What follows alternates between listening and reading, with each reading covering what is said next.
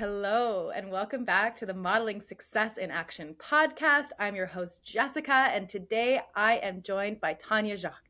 And Tawnya is the heart behind Hamilton Hypnosis, where she helps people shift stuck patterns and find their way back to peace, purpose, and possibility. With a background in education and a deep love for helping others grow, she's also a proud wife to Ben and mom to Caleb and Callum. Her daily reminders of love, laughter, and life's sweet moments. Welcome, Tawnya. Thank you for having me. It's so great to have you on the show. And she's not wrong. They really are daily reminders. I had the really wonderful opportunity to go and stay in their home and witness this family in real life, like in real time. And it was such a pleasure. It was so cool to see the way that you guys interact with each other.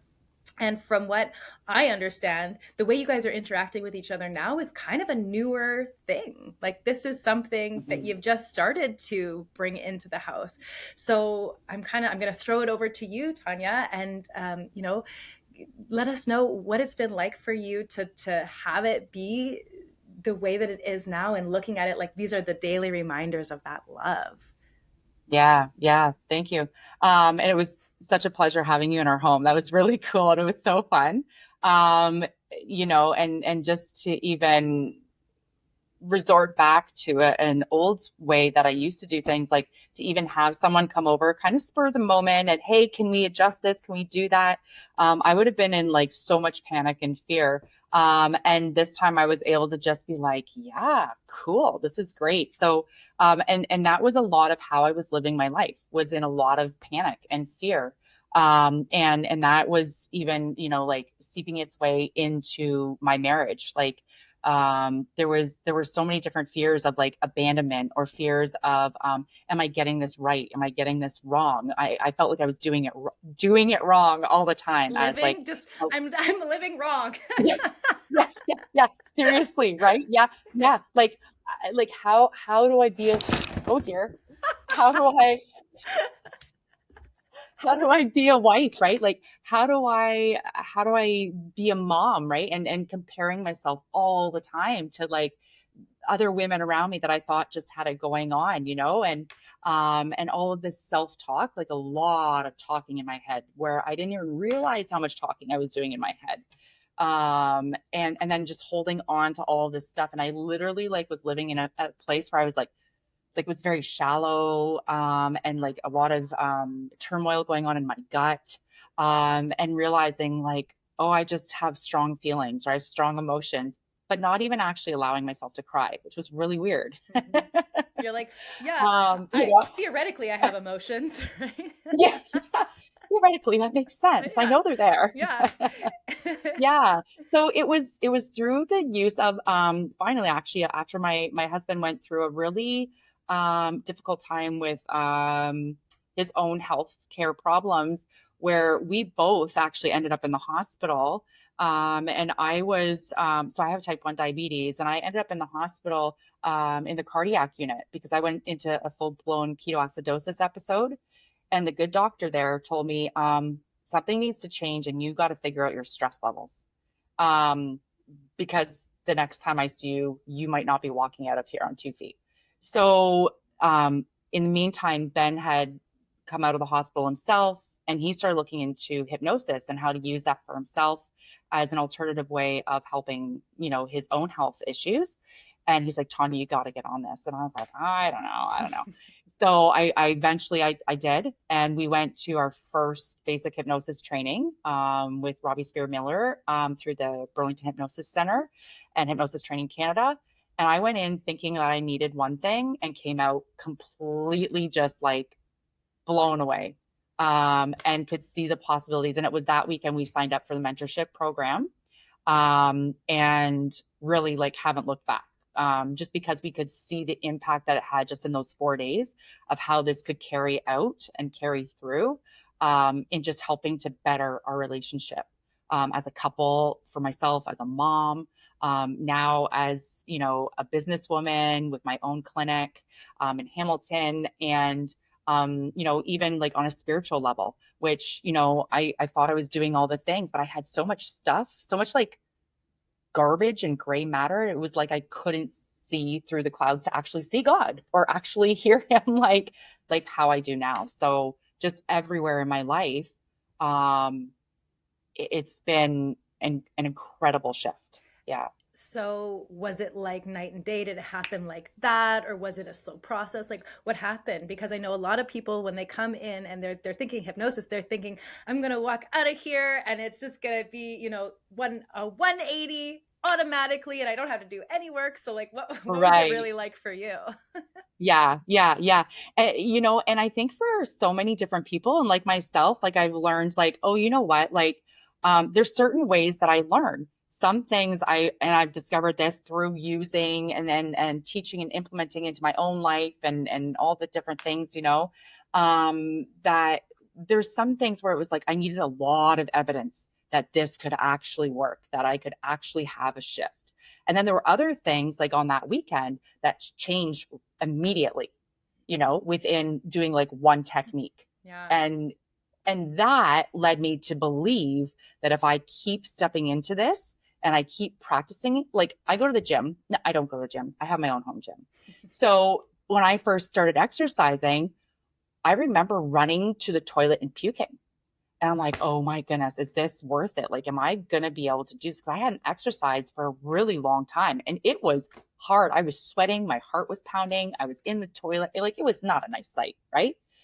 But there was something where I'm like, something has to give. This is proof right now that you need to change the way that you're living. Right. It's the Scott Just McClellan, if you can't, you must, right? Yes, right, right.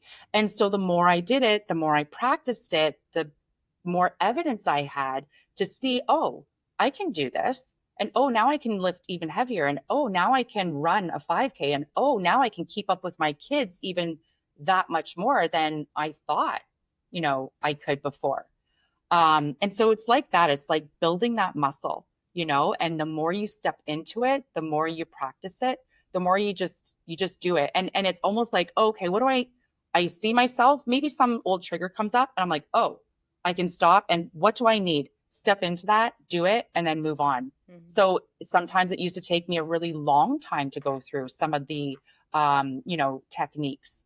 And now it's just like I can just get into the zone that I want to because I've got anchors, I've got those tools in my toolbox, You got right? your golden boots. Yeah, I've got my about my golden boots. Yeah. Yes, you do. So as you've been having this, I mean, this pattern interruption, you got to have self-awareness to be able to interrupt the patterns, to be able to notice it. So as you've been gaining this new insight and perspective on the old patterns that you've been running, how is that translating to the way that you're interacting with your husband, with, your family? What's it changing? Yeah, that's a great, great question. So instead of like the old way that I used to, getting caught up in the emotional part and having to like we talk about like proving and like coping, right? So I used to cope by blaming, and I used to prove that like I knew stuff. I didn't realize how much like I was computing about things and having to really just always have a piece to say. And it was like I was like a pit bull. I had to hold on to it until I could prove myself right, even though I sounded like a crazy person. Like I just like, like it didn't make sense. And even in my mind, when I was in that old way and that old pattern, I was like, just shut up and let go of it. But it was like I didn't know how. I'm wondering if it's, before the outcome was be right, and now the outcome is enjoy my life and love my family. Yeah, totally. Right. Yeah, absolutely. Yeah, yeah. And I love that you're saying that because like that's something that I've noticed and that I've even said myself is that like, yeah, the old outcome was proving I'm right. Mm-hmm. And now the outcome is, man, like even in the adventure, like when you were over at our house, I had another little kind of, discovery. And it was, man, I have such like every day I come into this home, every time I wake up, like it's an adventure. It Like, I don't really know what my is kids are an doing. adventure. For context, for those of you listening going, what? Every day we were doing a course and we were gone 4 days. And every day when we came home, her youngest would rush to us and go, look what I made. And it was always a weapon. It was always a weapon.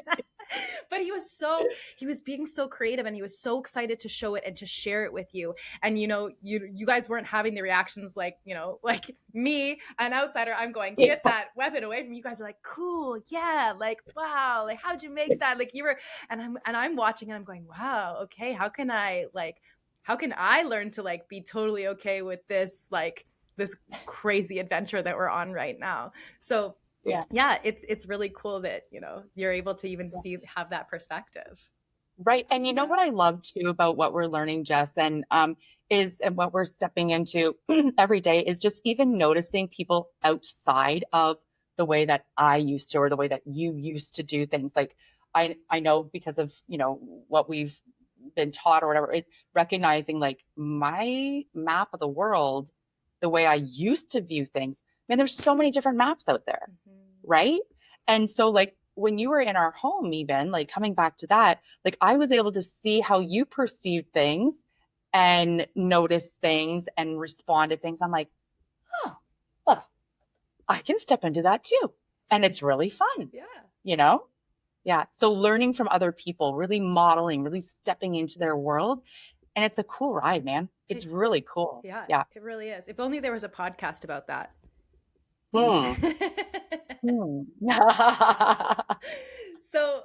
So then tell me, like, so you said it was Ben who kind of got into the idea of you guys going down this hypnosis track. So when it comes to, the way that you two are relating to each other, have you seen shifts in him as well? Or is it just one of you shifting? Are you shifting together? What's happening there? Yeah. So you know what, Jess?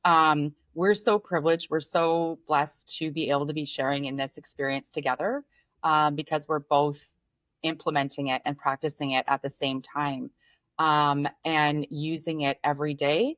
And so to be able to see his shift, and so like the old way used to be that even when we had a hard conversation, it was like 10 times harder than it needed to be. But we were just, coping and managing the way we knew how and best and blah, blah, blah, trying to protect You were our trying to stuff. prove you were right, and so was he. Oh man, that was the show. Yeah. That was an interesting game we used to play. Yeah, right.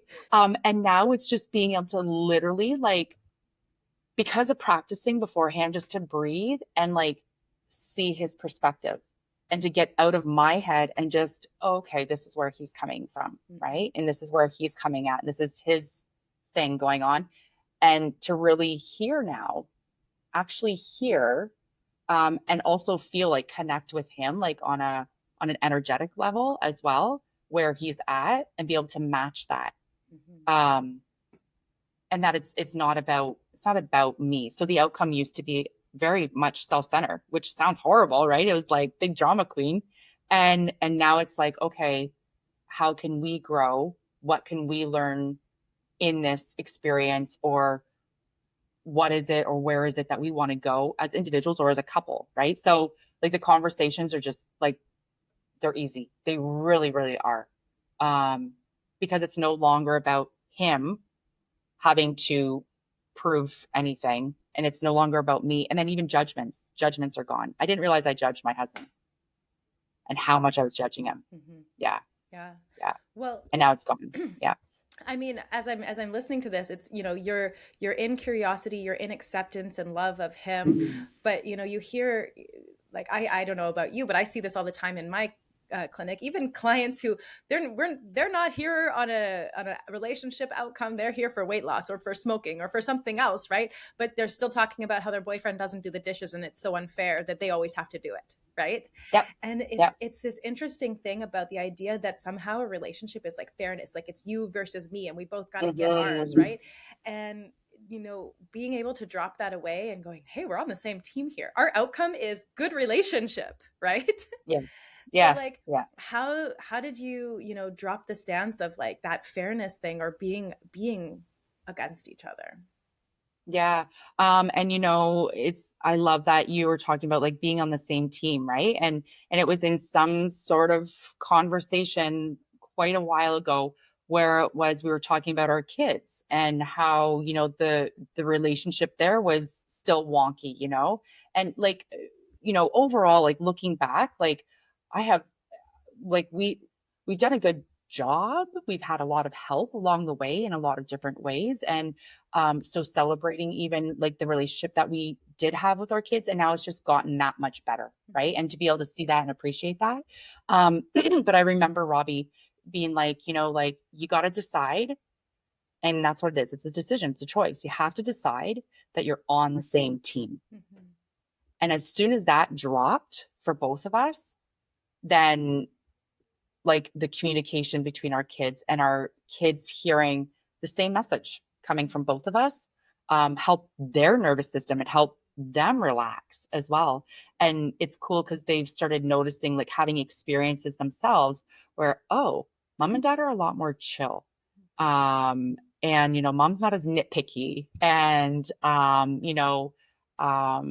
like noticing things that really matter, um and letting the other things go and just drift off, like that beautiful amnesia part that you can have when you need it. Yeah. When you see the mess in the room and you can just let it go, close the door. Yeah. Exactly. Right. So you've gotten out of the like proving like, that my way's the right way, and you're going, how can we see this together? How can we do this together? So how is that translating to what you're doing with your clients then? Is it translating? Yeah, absolutely. And that's the beauty of like using hypnosis and NLP for yourself, is that the more you're able to really level with yourself and see, the bag of poop that you're Carrying sitting around with in, you, right? right? Yeah. And like literally like just flush it down the toilet and be done with it. Yeah. Or like pee those emotions out and move on. Now what do you want? Like it helps you to really see and enter into where your client is at, right? Because if I'm trying to like distract myself from, no, it's not there, it's not there, it's not there, and I'm not able to level and be honest with myself and where I'm at, then how am I supposed to help see that in someone else and bring them around to a more resourceful state and get them to their outcome, Yeah. right? You're going to get sucked into their poopy diaper too, if you Right. Yeah. right? Because somehow Yeah. poop loves poop. I don't know. It's weird. Oh my god, I'm a very highly suggestible person, and when you said that, I kind of started to like smell it. I know I worked with you before. Yeah, she's doing it on purpose, you guys. I hope nobody else who's listening is going, ugh, like I am. So then when you're working with the clients and you're able to see what's happening because you're leveled with you can help them to level. Like do you ever work with couples, or have you ever had somebody come in and like they are fixated on the relationship piece and had to help them move through that? So what do you say to Yeah. those people? How do you help them have the experience that you're having? Yeah. Well, oh, that's a good question. Um,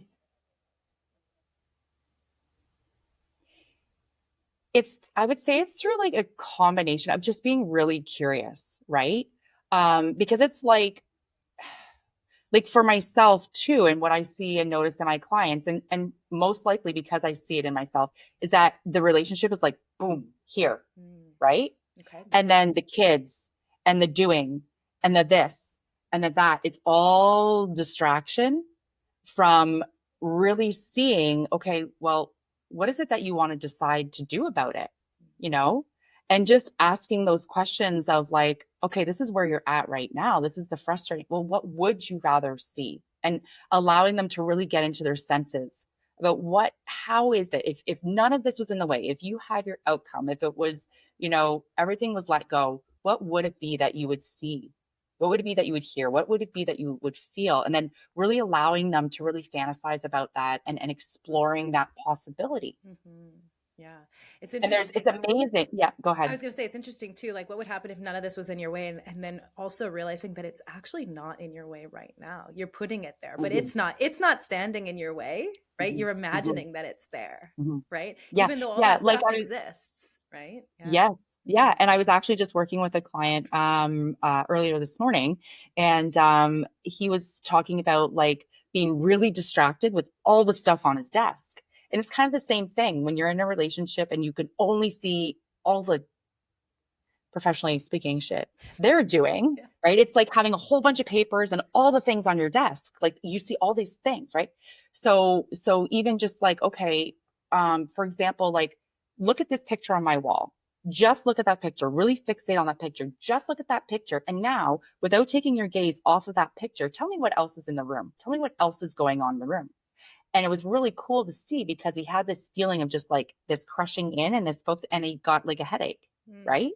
Because all he was fixating on was just that picture in the room. Yeah. And he couldn't actually divert or take his sight off of that because that's all he was focusing on.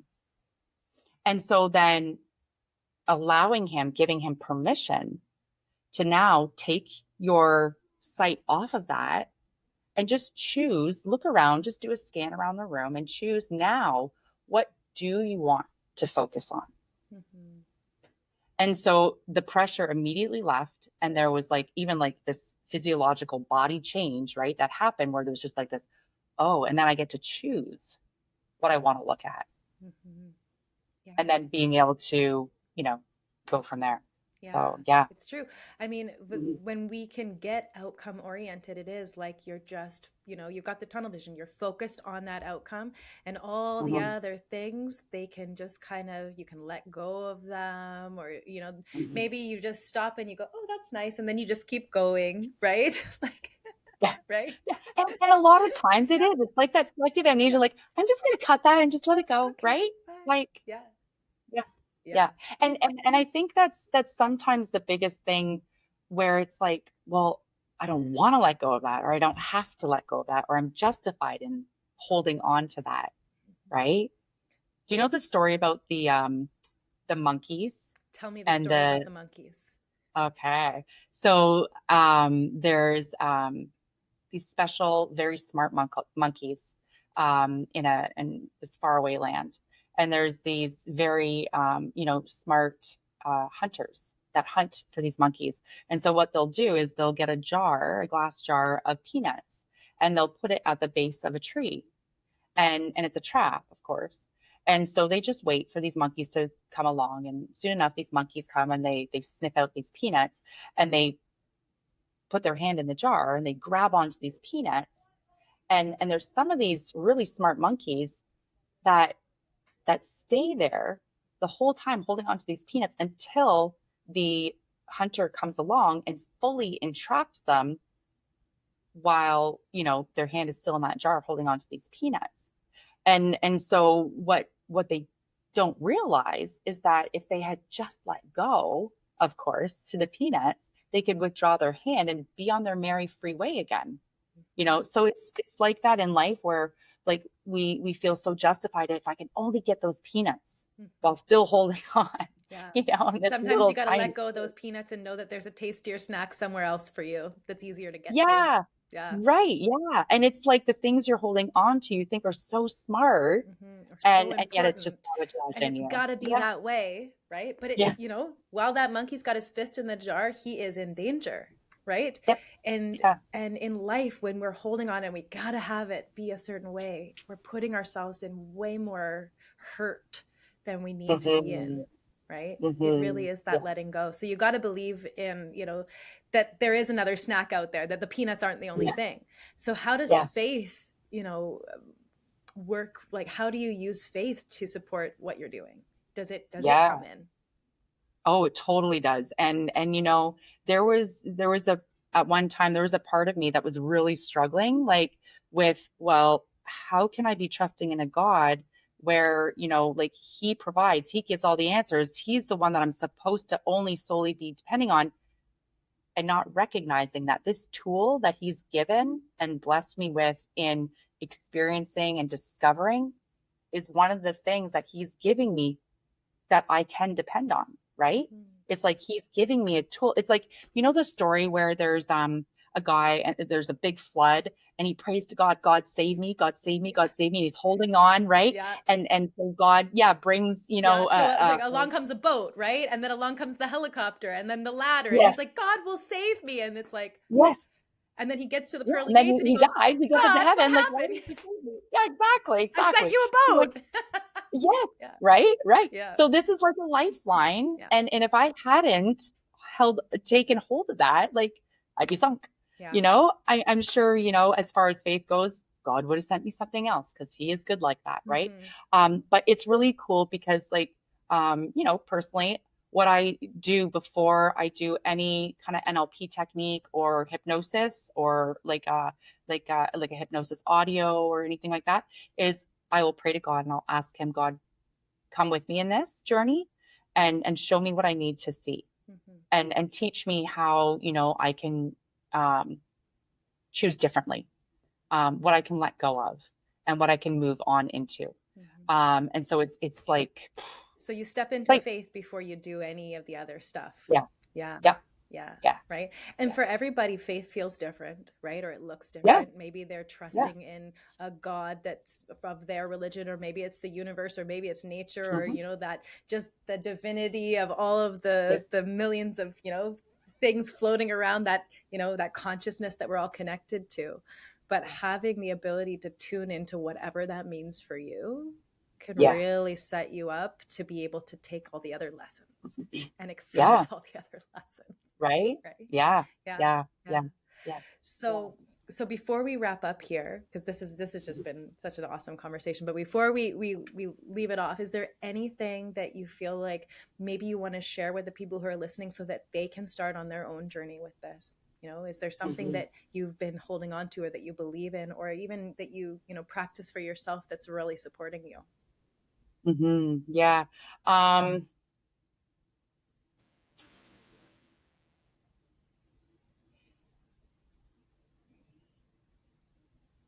I don't know. I'm at a loss for words right now. Like if you're really sick and tired of living out the same cycle, like every day in, day out, like what's that one? There's a movie I'm thinking of and I can't think of it right now where yes, thank you. Right. So if you're sick and tired of living your Groundhog Day, then and you really want change, that is really fun, is really like out of a place of curiosity and imagination, that and you're ready to step into like taking responsibility for for those actions and for just reclaiming your life and your outcomes, what you really want, and actually experiencing those changes, not just for you, but you'll start noticing very quickly how it shifts out into the world around you. Then hypnosis is it's a life-changing opportunity. And I wish I could scream it out to the world. But you really hit the nail on the head, though. You got to want it, and you got to be willing to be accountable. You got to be willing to like actually own up to it and level with yourself, because there are so many people who are going, yeah, but I want to stay immature. Yeah, but I don't want to admit that I'm actually the one who's causing this pain for myself, right? Yeah, I don't want to admit that I'm actually human. Yeah. Heaven forbid. Yeah.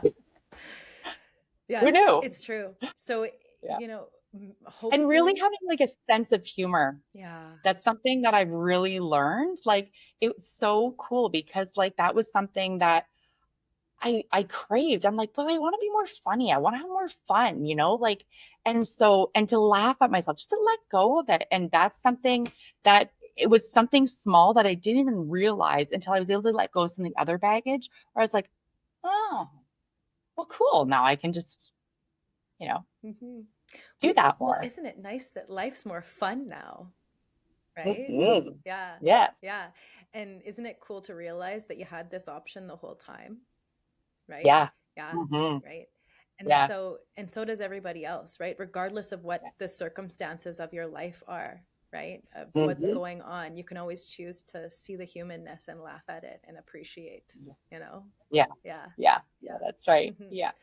And I mean, I love to laugh.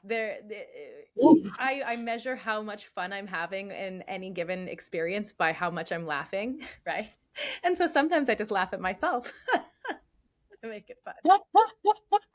If ain't no one else is gonna laugh. Yeah, exactly. I can be a clown. So Right? Yeah. this was fantastic. Thank you so much for joining me today, Tanya. Yeah. I'm gonna Thank you for leave. inviting me. Yeah, yeah, my pleasure. I'm gonna leave all your details in the caption. So anybody who's Cool. in Good. Hamilton, Ontario, and wants to connect up with you, they'll be able to reach out. They can, if they're sincere and they're ready to make a change, they can book Mhm. in for that free screening, because I know your clinic, just like mine, offers a free screening first so that people can come in and see if it's right for them. So I'll make sure that all those details are there so you can connect up with her. But you also work with people online too, right? I do. Yes. Yeah, I do offer both. Yeah. Yes, that's the nice flexibility part there. Mhm. Mhm. So if you're listening to this and you're going, oh, I want to have a little bit of that awesome freedom, the ability to laugh at myself and to have joy and to be on the same team and on the same outcome as those people in my life, then Yeah. yeah, help Yeah. is on the way. Very cool. Yeah. Yeah. Okay. All right. So I'm going to leave it here. Thank you so much for joining me. Have an awesome day.